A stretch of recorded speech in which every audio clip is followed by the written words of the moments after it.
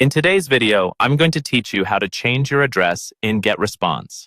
Keeping your physical address up to date is really important because it appears in the footer of your emails and in your account profile. This isn't just a cosmetic detail. Many email regulations require you to show a valid mailing address in your campaigns, so updating it properly helps you stay compliant and look professional to your subscribers. Let's walk through the process step by step together. First, log into your Getresponse account as you normally would and look toward the top right corner of the screen. You'll see your profile icon there. This might be your initials, a small avatar, or a generic user icon depending on how your account is set up. Click on that profile icon to open a small drop-down menu. From this menu, choose the option labeled Manage Account. This will take you to the main settings area for your profile, where you can control things like your company details, billing information, and of course, your address. Give the page a moment to load if your connection is a bit slow.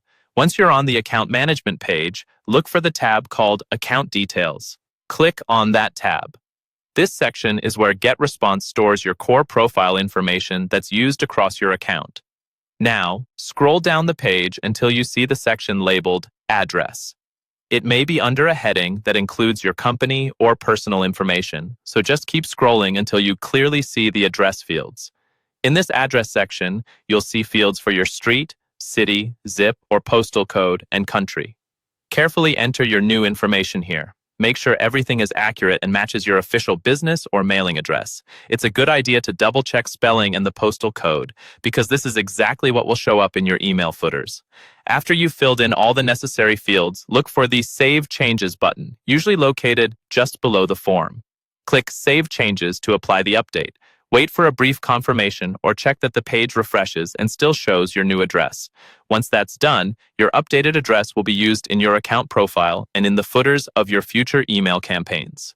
If you already have drafts created, you may want to preview one to confirm the new address is displaying correctly.